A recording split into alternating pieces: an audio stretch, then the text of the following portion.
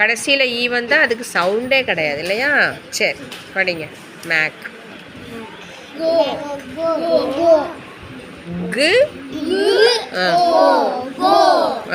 இப்போ ஃபஸ்ட் வந்து திருப்பி படிங்க. கு.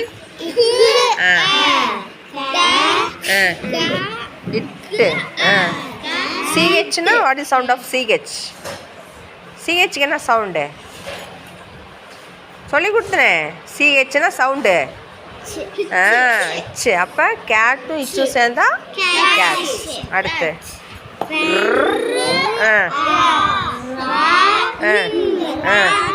குட்.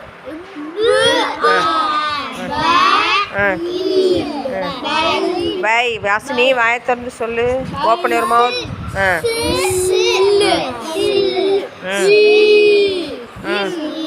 இன்னா இன்னா இல்லை என்னது? ஸ்ல் ஈ இவ்வா இவ்வா பி. அது பீனா தான் பு. இது என்ன எழுத்து? பி. அப்போ இப்பு. அப்போ சேர்த்து சொல்லணும்னா ஸ்லிப்பா. டபுள் இ வந்தாலும் இழுத்து சொல்லணும்ல.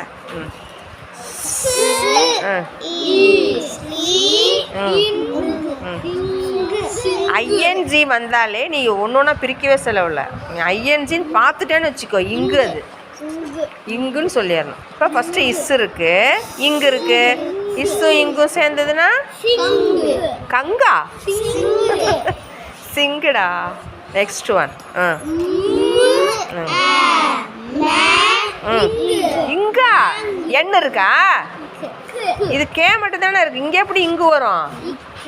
இங்கு எதுக்கு வரும்? இங்கு எது மட்டும்தான் இருக்கு?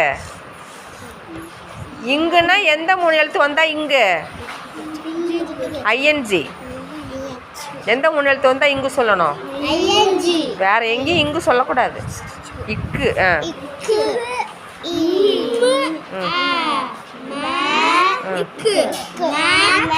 லாஸ்ட் லெட்டர் வந்து இ. அதுக்கு சவுண்ட் இருக்கா? அதுக்கு சவுண்டு கிடையாது. ஆனால் அதுக்கு சவுண்டு வந்து இடையில வந்தால் ஏ சொல்லணும். சரியா? இப்போ சவுண்டு கிடையாது. மேக். கு ஓ இ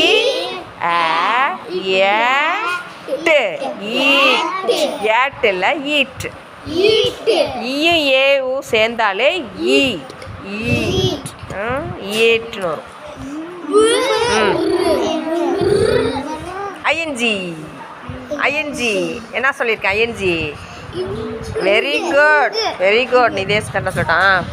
பிர்ரு இங்கு. அவ்வளோதான். பிரிங்கு. டிஹெச்னா இத்து. டிஹெச்னாவே இத்து. அழுத்தி சொல்லுவோம்ல இத்துன்னு. இத்து ஐஎன்கே இங்கு.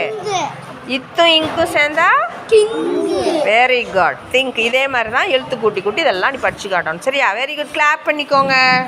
சவுண்டு மட்டும் டெய்லியுமே படிச்சிருங்க.